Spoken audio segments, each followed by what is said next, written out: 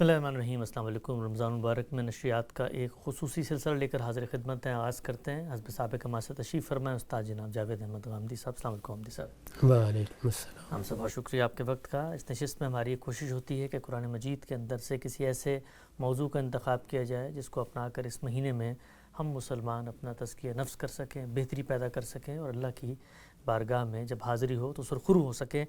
جس موضوع کا میں نے آج انتخاب کیا ہے بہت عام سوشل ایول ہے، ایسی برائی ہے کہ جس کو اب برائی سمجھا ہی نہیں جاتا، غیبت کا مرض۔ قرآن مجید اس بارے میں کیا کہتا ہے، غامدی صاحب نے خود اپنی تفسیر البیان میں اس کی کیا وضاحت کی ہے، یہ سب کچھ جانیں گے۔ آغاز کرتے ہیں۔ غیبت کا موضوع میرے سامنے ہے، قرآن مجید کی سورہ حجرات میں اس کے حوالے سے گفتگو کی گئی ہے۔ ارشاد فرمایا ہے، اور نہ تم میں سے کوئی کسی کی غیبت کرے، کیا تمہارے اندر کوئی ایسا ہے جو اپنے مرے ہوئے بھائی کا گوشت کھانا پسند کرے؟ اسے تو گوارا نہیں کرتے ہو، پھر غیبت کیوں گوارا کرتے ہو؟ تم اللہ سے ڈرو، یقیناً اللہ بڑا ہی توبہ قبول کرنے والا ہے اور اس کی شفقت ابدی ہے۔ غامدی صاحب نے اپنی تفسیر میں اس بابت لکھا ہے، یہ نہایت سخت فہمائش کا اسلوب ہے۔ مدعا یہ ہے کہ غیبت انتہائی گھنونا فعل ہے۔ اس کی مثال بالکل ایسی ہے کہ کوئی شخص اپنے مرے ہوئے بھائی کا گوشت کھائے۔ مردے کا گوشت کھانا بجائے خود قابل نفرت ہے، پھر وہ گوشت بھی اپنے بھائی کا ہو تو اسے کوئی شخص کس طرح کھانا پسند کر سکتا ہے؟ اس میں اگر غور کیجئے تو اپنی مدافعت سے اس کی بے بسی کی تصویر بھی نمایاں ہے۔ قرآن نے اس تشبیہ کو پیش کر کے پوچھا ہے کہ تم جب اس کو گوارا کرنے کے لیے تیار نہیں ہو تو اسی طرح کی ایک نہایت مکروہ اور قابل نفرت چیز غیبت کو کس طرح گوارا کرتے ہو؟ یہ غیبت کیا ہے؟ مولانا امین حسن اصلاحی اپنی تفسیر تدبر قرآن میں لکھتے ہیں، غیبت کے معنی کسی کی اس کے پیٹھ پیچھے برائی بیان کرنا ہے۔ پیٹھ پیچھے کے مفہوم میں یہ بات داخل ہے کہ غیبت کرنے والا چاہتا ہے کہ اس کے اس فعل کی خبر اس کو نہ ہو جس کی برائی بیان کر رہا ہے۔ اسی خواہش کی بنا پر وہ یہ کام کر کے اس کی پیٹھ پیچھے صرف ان لوگوں کے سامنے کرتا ہے جو یا تو اس کے ہمراز و ہم خیال اور شریک مقصد ہوتے ہیں، یا کم از کم ان سے یہ اندیشہ نہیں ہوتا کہ وہ اس کے ہمدرد ہوں گے جس کی وہ برائی بیان کر رہا ہے، اور یہ اس کے سامنے راز فاش کر دیں گے۔ ہم سب انسانی نفسیات کے جو حاذق اطباء ہیں وہ جب انسان کی شخصیت کی تحلیل کرتے ہیں تو اس میں سب سے بڑی جو چیز سامنے آتی ہے وہ تفوق کی جبلت، برتری کی جبلت، اپنے آپ کو منوانے کی جبلت اور دوسروں سے آگے بڑھنے کی جبلت ہے۔ غیبت کا جو مرض ہے جس کو قرآن مجید اس قدر کنڈیم کر رہا ہے، یہ کیا لگتا ہے آپ کو کہ محض صرف ایک مرض ہے، یہ ایک پوری شخصیت اور ایک پوری کی پوری لائف کی اورینٹیشن اور ایک پورے کے پورے ورلڈ ویو اور تصور کا نتیجہ ہوتی ہے؟ چونکہ جب میں غیبت کر رہا ہوتا ہوں کسی شخص کے بارے میں تو میں اصل میں یہ مان رہا ہوتا ہوں کہ اگر وہ برا ہے بھی تو دنیا میں اس کا مطلب یہ کہ اچھائی برائی کے سارے معاملات یہیں پہ کرنے ہیں، جو کچھ ہونا ہے فیصلہ بھی یہیں ہونا ہے۔ غیبت کرنے والے شخص کی شخصیت کیا کسی بندہ مومن کی شخصیت ہو سکتی ہے؟ اس کا کوئی امکان نہیں ہے۔ اس کی وجہ یہ ہے کہ ایک بندہ مومن بنتا ہی اس وقت ہے جب وہ اس حقیقت کو دل کی گہرائیوں سے مان لیتا ہے کہ میرا ایک پروردگار ہے اور مجھے ایک دن اس کو منہ دکھانا ہے۔ اس ایمان کے ساتھ یہ ممکن نہیں ہے کہ کوئی شخص دوسرے کو نقصان پہنچانا چاہے، اس کی راہ کھوٹی کرنا چاہے، اس کی عزت پر حملہ آور ہو جائے، اس کے بارے میں دوسرے لوگوں میں کوئی غلط رائے پیدا کرنا چاہے۔ یہ ہو نہیں سکتا۔ زیادہ سے زیادہ کیا ہوگا؟ زیادہ سے زیادہ یہ ہوگا کہ وہ کسی موقع پر کسی ایسی برائی کا ذکر کر دے گا جس سے کسی کو نقصان پہنچانا مقصود نہیں ہوتا۔ مثال کے طور پر دوستوں میں بیٹھے ہوئے ہیں، کسی آدمی کے ہنسنے کے انداز، کسی آدمی کے بات کرنے کے انداز پر کوئی تبصرہ آپ نے کر دیا، اس سے بھی گریز کرنا ہے، لیکن ایمان کے ساتھ اس سے زیادہ کچھ نہیں ہو سکتا۔ جس وقت آپ باقاعدہ برائی کرتے ہیں کسی کی تو یہ ایک ارادی اور شعوری فیصلہ ہوتا ہے۔ ارادی اور شعوری فیصلہ ضمیر کی پاکیزگی کے ساتھ کیسے ہو جائے گا؟ یعنی میں نے جب یہ طے کر لیا کہ مجھے کسی شخص کی برائی اس مقصد سے بیان کرنی ہے کہ دوسروں کی نگاہ میں اس کو کم کر دینا ہے، کم سے کم یہ ہوگا نا، دوسروں کی نگاہ میں کم کر دینا، وہ تو بہت بڑی بات ہے کہ میرے پیش نظر یہ ہے کہ مجھے اسے نقصان پہنچانا ہے یا دوسروں کی رائے اس کے بارے میں خراب کرنی ہے اور اس کی حیثیت کو مجروح کرنا ہے، یہ تو بہت بڑا گناہ ہو جائے گا۔ لیکن اس سے نیچے بھی جب میں بات کرتا ہوں تو اس وقت بھی ایک ارادی فعل وجود میں آتا ہے۔ عام طور پر ہمارے ہاں لوگ جو غیر ارادی طور پر دوستوں میں بیٹھے ہوئے ہیں، احباب میں بیٹھے ہوئے ہیں، بات کر رہے ہیں، کسی شخص کا ذکر ہو گیا تو کوئی تبصرہ کر دیا آپ نے. اللہ تعالیٰ نے تنبیہ کی ہے کہ اس میں بھی ہمیں پوری احتیاط کرنی چاہیے. کیا بعید ہے کہ آپ کا ایک سادہ سا تبصرہ دوسرے کے بارے میں رائے خراب کر دے، دوسرے کی عزت میں لوگوں کی نگاہوں میں فرق آ جائے، یا اس کے بارے میں کوئی دوسرا شخص بات کو بڑھا کر کہیں سے کہیں پہنچا دے. یہ سارے امکانات ہوتے ہیں. تو اس لیے اس میں بھی آخری درجے کی احتیاط کرنی چاہیے. لیکن میں آپ سے عرض کرتا ہوں جو حقیقت میں غیبت ہے جس کا یہاں ذکر ہو رہا ہے وہ تو ایک ارادی فعل ہے، اور ارادی فعل میں دونوں چیزیں لازماً آ جاتی ہیں. ایک یہ کہ آدمی اپنی دنیاوی فیصلوں کے بارے میں خدا کے اعتصاب سے بے نیاز ہو چکا ہوا ہے، یعنی اس کو یہ احساس ہی ختم ہو گیا ہے کہ مجھے ایک دن اپنے پروردگار کے سامنے اپنا مقدمہ لے کے جانا ہے، اور اس وقت میری موجودگی میں اور میرے پروردگار کے سامنے وہ شخص بھی کھڑا ہو جائے گا جس کے بارے میں نے اس طرح ہی کوئی بات کی ہے. میرا یہ گناہ زیر بحث آئے گا تو دوسرے آدمی کو بھی حق ہوگا کہ وہ اس کے اوپر کوئی تبصرہ کرے، کوئی بات کرے. تو خدا کی بارگاہ میں کون اس کو گوارا کرے گا اور کون پسند کرے گا کہ یہ صورتحال پیدا ہو جائے. تو جب ہم کسی کے بارے میں کوئی بات کرتے ہیں تو دیکھیے اس کے بہت سے مقاصد ہو سکتے ہیں. ایک یہ ہے کہ کوئی بڑا لیڈر ہے، رہنما ہے، کوئی عالم ہے، آپ اس پہ تنقید کر رہے ہیں. تنقید غیبت نہیں ہے. تنقید تو علمی استدلال کے ساتھ کسی رائے کی غلطی واضح کرنا ہے، کسی تدبیر کی غلطی واضح کرنا ہے. کسی آدمی نے اگر اپنے آپ کو سوسائٹی کے سامنے پیش کر دیا تو لوگوں کو اس کے بارے میں آپ متنبع کرتے ہیں. وہاں نہ چھپانا مقصود ہوتا ہے، نہ یہ صورتحال ہوتی ہے کہ فلاں کی عدم موجودگی میں کیا کہا اور موجودگی میں کیا کہا. یہ ساری چیزیں وہاں موجود نہیں ہوتی. اس میں بھی ہمیں ذمہ داری کی تلقین کی گئی ہے کہ کسی کے بارے میں بات کرتے وقت آپ کے پاس واضح شواہد ہونے چاہیے. معاملے کی آپ نے تحقیق کی ہو، یا وہ براہ راست مشاہدہ ہے یا پھر ایسے قابل اعتماد ذرائع سے وہ بات آپ کے علم میں ہے کہ آپ اطمینان کے ساتھ اللہ کی بارگاہ میں بھی اس کی شہادت دے سکتے ہیں. ان ساری چیزوں کا اہتمام کرنے کے بعد کوئی برائی کی بات آپ نے کسی کی بتائی. مقصد کیا تھا؟ کسی کی برائی سے دوسروں کو بچانا. کسی لیڈر، کسی رہنما کے بارے میں اگر لوگ کسی غلط فہمی میں مبتلا ہیں تو اس سے ان کو نکالنا.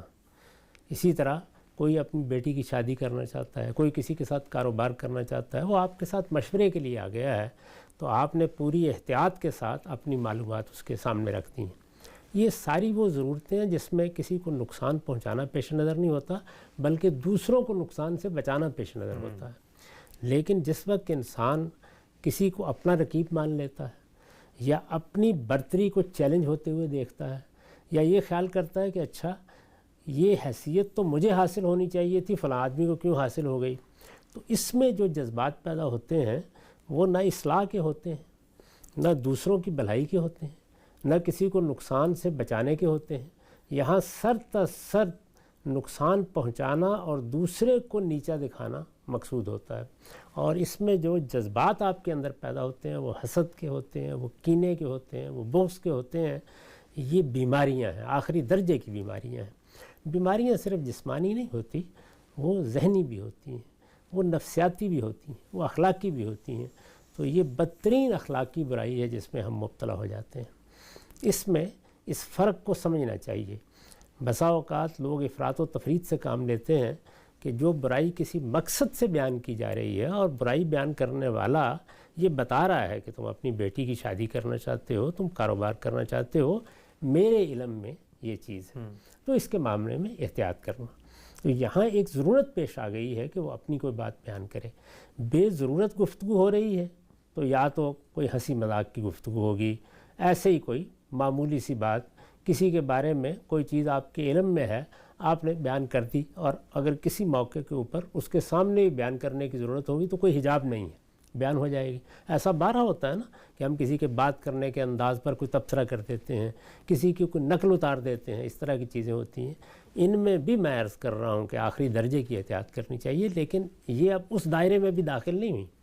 جب یہ اس دائرے میں داخل ہوتی ہیں تو باقاعدہ ارادی فیصلہ ہوتا ہے، اور یہ فیصلہ گناہ کرنے کا فیصلہ ہوتا ہے، یہ دوسرے کو نقصان پہنچانے کا فیصلہ ہوتا ہے، یہ اپنے آپ کو دوسرے سے برتر قرار دینے کا فیصلہ ہوتا ہے۔ یہ فیصلہ اگر فی الواقع حقیقی فیصلہ ہے اور اس کے پیچھے کوئی واقعی مسئلے ہیں، تو پھر ایک شریف و نفس آدمی کا کام یہ ہے کہ وہ سیدھا سامنے آئے گا اور وہ آ کے آپ سے بات کرے گا، منہ پہ بات کرے منہ پہ بات کرے گا، پھر غیبت کرنے کا کوئی سوال پیدا نہیں ہوتا۔ اسی طریقے سے کسی پر الزام لگانا ہے، کسی کے بارے میں کوئی بات کرنی ہے، تو اس کے آداب مقرر کیے گئے ہیں۔ یعنی آپ کے علم میں کسی کو برائی آئی ہے، تو اگر آپ اصلاح کے جذبے سے اس برائی پر متنبہ ہوئے ہیں تو کیا کریں گے؟ سب سے پہلے تو متعلق آدمی سے بات کریں گے، آپ اس سے رجوع کریں گے کہ میرے علم میں یہ بات آئی ہے، اس چیز کے بارے میں میرے دل میں کھٹک پیدا ہوئی ہے، یہاں شاید کوئی غلط فہمی ہو رہی ہے، تو میں چاہتا ہوں کہ سب سے پہلے میں آپ کا بیان لوں۔ اور جب آپ متعلق آدمی سے بات کر لیتے ہیں تو دو ہی صورتیں ہوں گی، یا تو اطمینان ہو جائے گا کہ یہ بات ایسے ہوئی نہیں، یا سمجھنے میں غلطی ہو رہی ہے، یا کوئی اس طرح کا معاملہ ہے، اور یا یہ ہے کہ نہیں اطمینان ہوگا اور آپ کسی نقصان سے، کسی خرابی سے بچانے کے لیے کوئی اقدام کرنا چاہتے ہوں گے، تو پھر آپ جس حلقے میں، جس دائرے میں اس خرابی کا امتداد محسوس کریں گے، وہاں پر کھلی بات کریں گے، سامنے آئیں گے، کھلی بات کریں گے۔ کھلی بات کرنا یہ تو ایک باوقار آدمی کی بعض اوقات ذمہ داری بن جاتی ہے، یا ایک خدا ترس آدمی کی۔ لیکن جس وقت کوئی شخص الزام تراشی کرتا ہے، مبہم طریقے سے کسی کے بارے میں گفتگو کرتا ہے، متعین بات کرنے کی بجائے اس طرح کا تاثر دیتا ہے کہ ایسے فلاں آدمی تو انہی جرائم کا مرتکب ہے، تو اس کا نتیجہ یہ ہوتا ہے کہ پھر دوسرے کی عزت پر آپ حملہ آور ہو جاتے ہیں۔ اور اللہ تعالیٰ نے اور اللہ کے پیغمبر نے ہمیں یہ بتایا ہے کہ کسی کی جان پر حملہ آور ہونا اور کسی کے مال پر حملہ آور ہونا، یعنی مال پر حملہ آور وہ شخص ہوتا ہے جو بندوق لے کے آ جاتا ہے یا چوری کرتا ہے، وہ مال پر حملہ آور ہوتا ہے۔ جان پر حملہ آور ہونے والا آپ کو جسمانی نقصان پہنچاتا ہے۔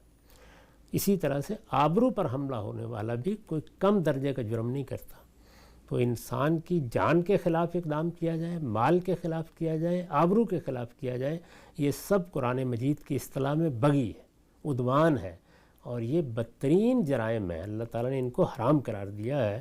چنانچہ ایک ہی رویہ ہے، اور وہ یہ کہ آپ کھلی صاف بات کریں، اور اگر کسی شخص سے آپ کو کوئی شکایت ہے یا کسی کے بارے میں آپ کوئی بات کرنا چاہتے ہیں، تو سب سے پہلا حق اس شخص کا ہے، اس کے سامنے رکھیں بات پوری کہ یہ میں آپ کے بارے میں سن رہا ہوں، یہ میرے علم میں آیا ہے، یہ چیز مجھے بتائی گئی ہے، اس میں میں چاہتا ہوں کہ آپ کی رائے لوں۔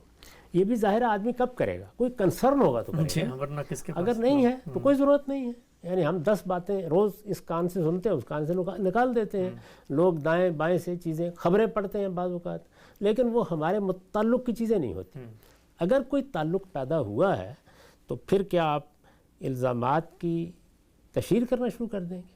پھر آپ لوگوں کو بتانا شروع کر دیں گے اور آپ نے متعلق آدمی سے بات نہیں کی ہوگی، تو اصل میں آپ کو اندازہ ہی نہیں ہے کہ آپ قتل سے بڑے جرم کا ارتکاب کر رہے ہیں۔ اس سے اللہ کی پناہ مانگنی چاہیے۔ اسی کی شناعت کو اس آیت میں بیان کیا گیا ہے کہ وہ بیچارہ تو مدافعت کے قابل نہیں، یعنی مدافعت تو تب ہوگی جب آپ براہ راست بات کریں گے یا کھلی بات لے کے سامنے آ جائیں گے۔ اگر آپ نے دونوں کام نہیں کیے ہیں تو پھر وہی ہے نا جس کو قرآن نے بیان کیا کہ یہ تو مردہ بھائی کا گوشت کھانے کے مترادف ہے۔ اس کی شناعت کو قرآن نے اس درجے میں واضح کیا ہے، اور یہ سری حرام ہے۔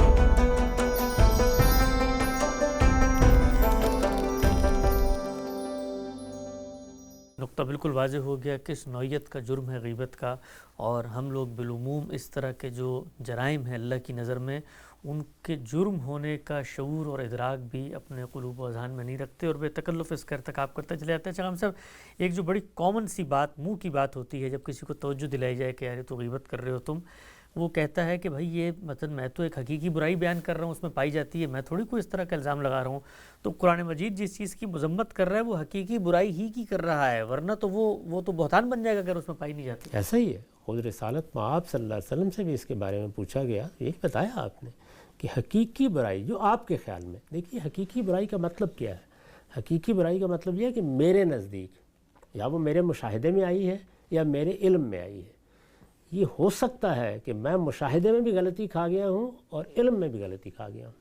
حقیقی برائی کا بھی جب آپ کو شعور ہوتا ہے تو آپ پھر اس متعلق آدمی سے بات کرتے ہیں نا، ورنہ بیان کیوں کر رہے ہیں؟ یعنی اگر کوئی برائی آپ کے علم میں ہے تو وہ برائی آپ کے علم میں آ گئی، اس سے توبہ استغفار کریں۔ بہت سے لوگوں کے اندر بہت سی برائیاں ہو سکتی ہیں، روز ہم ان سے واقف ہوتے رہتے ہیں، کوئی آپ کا تعلق پیدا ہوا ہے جس میں آپ اب برائی بیان کر رہے ہیں۔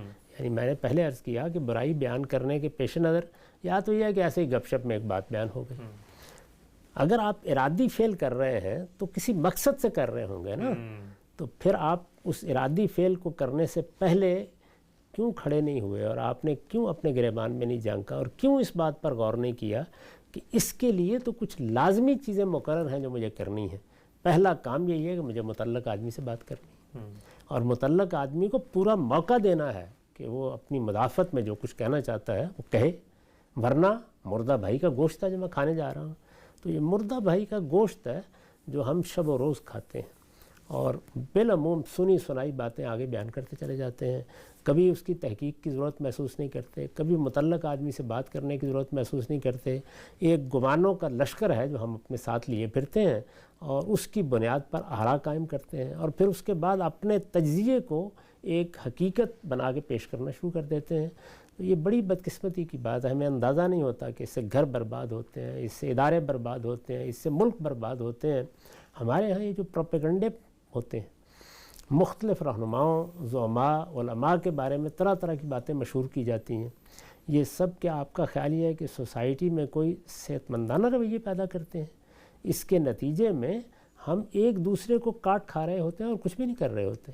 تو ایک باقاعدہ تنقید بالکل اور چیز ہے، اور باقاعدہ تنقید کا مطلب یہ ہے کہ اگر وہ علم میں ہو رہی ہے، میں تو اس میں بھی بارہا عرض کر چکا ہوں کہ اس کے بھی بعض طے شدہ آداب ہیں، یعنی آپ نے تنقید کرنی ہے تو پہلی ذمہ داری یہ ہے کہ دوسرے کا موقف آپ اس طرح بیان کریں گے کہ وہ پکار اٹھے کہ یہی موقف ہے، میں یہی کہتا ہوں، یہی بات ہے جو میں نے کہی ہے۔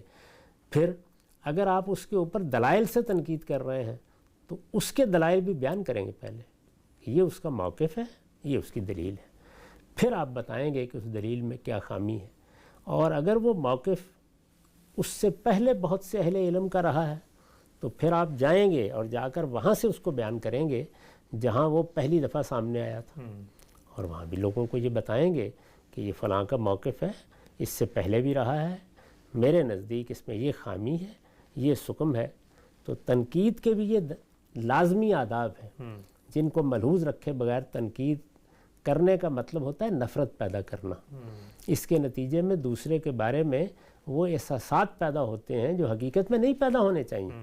ایک ہی بات کو آپ اپنے معاشرے میں دیکھ لیں، آپ اس طرح بیان کر دیں کہ یہ تو فلاں فلاں اہل علم کا موقف رہا ہے، ان کو بھی اس سے اتفاق ہے، تو دوسروں کا رویہ بالکل مختلف ہے کہ پہلی دفعہ بات نہیں کر رہا ہے آدمی، پہلی دفعہ بات نہیں کر رہے ہیں۔ تو یہ ساری چیزیں جتنی ہیں ان کا لحاظ کرتے ہوئے تنقید کی جاتی ہے۔ یہ جو برائی بیان کرنا ہے اس کو بھی بعض لوگ اسی ذیل میں لیتے ہیں کہ یہ تو ہم اصل میں عملی تنقید کر رہے ہیں، یعنی کسی آدمی کی کوئی غلطی ہمارے سامنے آئی ہے، کوئی رویہ سامنے آیا ہے، سوال یہ ہے کہ آپ کو ضرورت کیوں پیش آئی، اس کا جائزہ لیں، ضرورت کیوں پیش آئی ہے۔ اگر تو اپنے دل کی بڑاس نکالنی ہے تو خلوت میں کمرہ بند کریں اور نکال لیں، لیکن اگر آپ اصلاح چاہتے ہیں، اور یہی ہونا چاہیے، یعنی کسی کی برائی بیان کرنے کا مقصد ہی اس کے سوا کچھ نہیں ہو سکتا کہ یا اس کی اصلاح مقصود ہے یا دوسروں کو اس کی برائی سے بچانا مقصود ہے۔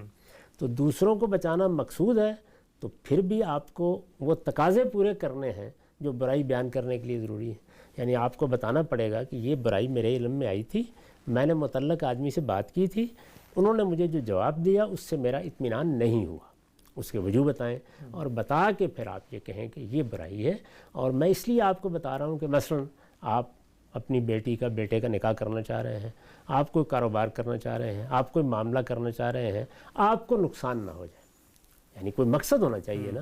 اگر مقصد نہیں ہے تو پھر آپ کیوں بیان کر رہے ہیں، اور مقصد ہے تو پھر اس کے تمام تقاضے ملحوظ رکھے بغیر وہ آپ کی زبان پر کیوں آئی اور آپ نے اس کو کیوں بیان کیا۔ تو یہ معمولی بات نہیں ہے، یعنی ہم اصل میں یہ خیال کرتے ہیں کہ کون سا کسی کو میں نے مار دیا ہے اور کون سا میں نے مال لے لیا ہے کسی کا، نہیں، اس کی آبرو پر حملہ کرنا بھی اتنا ہی بڑا جرم ہے جتنا مال کے خلاف یا جان کے خلاف اقدام ہے۔ اللہ کے پیغمبر نے اسی لیے فرمایا تھا کہ انا اموالکم و دماءکم و اعراضکم، یعنی تمہارے مال، تمہاری جان اور تمہاری عزت ناموس، یہ سب حرام ہے، ان پر کوئی اقدام نہیں کیا جا سکتا۔ نقطہ بالکل واضح ہو گیا بڑی خوبصورتی سے۔ ہم سے بار بار آپ نے فرمایا ارادی فعل غیبت کا کرتا ہے آدمی۔ ایک لائٹر نوٹ پہ بات خواتین سے بہت معذرت کے ساتھ کہ ہمارے ہاں خواتین کا معاملہ یہ ہوتا ہے کہ ان کو یہ لگتا ہی نہیں ہے کہ وہ واقعی میں کوئی نیگیٹو کونیٹیشن کے ساتھ بیٹھ کے کچھ غیبت کا معاملہ کر رہی ہیں، لیکن بالعموم یہ ہوتا ہے کہ بیٹھی ہیں دو چار تو بات سے بات نکلے گی، شروع ہو جائے گی، کوئی ساس کی برائیاں ہوں گی، کوئی ادھر کی باتیں کوئی ادھر کی باتیں، تو ان کی مجلس ان کے ماحول میں چیزیں ہمیں نظر آتی ہیں، دس از مطلب میٹر آف فیکٹ ہے۔ لیکن بات کی جائے تو کبھی بھی یہ نہیں ہوتا کہ جی میں باقاعدہ غیبت کی کرنے کے لیے نیگیٹو کونیٹیشن سے بیٹھی تھی۔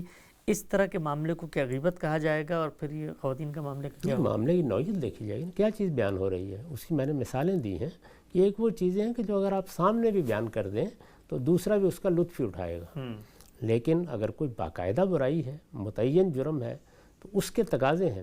یہی چیز آپ کو یاد ہوگا کہ جس وقت قرن اول کے بعض مسائل زیر بحث آئے تھے تو اس میں بھی میں نے عرض کیا تھا کہ جس وقت ہمارے سامنے کسی شخص کی برائی آتی ہے اور اس کے لیے آپ تاریخ کی ایک روایت بیان کر دیتے ہیں، کوئی واقعہ بیان کر دیتے ہیں، تو اس میں پھر ضروری ہے کہ برائی بیان کی جا رہی ہے تو شہادت کے درجے میں آپ مطمئن ہوں، یعنی آپ بتائیں پھر کہ یہ چیز کیسے نقل ہوئی ہے، اس کی نوعیت کیا ہے۔ اس میں پھر تقاضے ہی بالکل مختلف ہو جاتے ہیں۔ یعنی ویسے ہم تاریخی چیزوں کے بارے میں تو یہ بھی ضروری نہیں سمجھتے کہ اس میں سند دیکھی جائے، واقعات ہیں بیان کر دیے، اس میں یہی کافی ہوتا ہے کہ علم و عقل کے معیارات پر دیکھ لیا جائے، بات معقول لگتی ہے تو بیان کر، لیکن برائی بیان ہو رہی ہے، یعنی کسی صحابی کی، کسی تابعی کی، کسی تبع تابعی کی، کسی کی برائی بیان کی جا رہی ہے، برائی بیان ہو رہی ہے، تو پھر یہ کافی نہیں ہے کہ میں نے فلاں تاریخ میں پڑھ لیا تھا اور فلاں جگہ فلاں روایت آ گئی تھی، نہیں، پھر آپ کی تحقیق شہادت کے درجے میں ہونی چاہیے۔ اسی طرح جیسے عدالت میں کسی چیز کو ثابت کیا جاتا ہے، اس درجے میں اگر آپ پہنچ گئے ہیں تو پھر آپ کو حق ہے کہ آپ بیان کریں کہ یہ برائی ہے، اور اس کو بھی اسی طرح دیکھنا پڑے گا کہ ارادہ کیا ہے، یعنی کیوں بیان کر رہے ہیں۔ بیان کرنے کا مقصد ہونا چاہیے نا، کوئی لوگوں کو متنبع کرنا ہے کسی کے شر سے، کسی کے بارے میں حسن ظن کو آپ مجروح کر رہے ہیں تو کوئی مقصد پیش نظر ہے، کیا چیز پیش نظر ہے۔ اگر یہ نہیں ہے تو ماضی کا قصہ ہے، اس کو اس کے سپرد کریں، آپ کیوں خواہ مخواہ اپنے آپ کو مجرم بناتے ہیں اس میں۔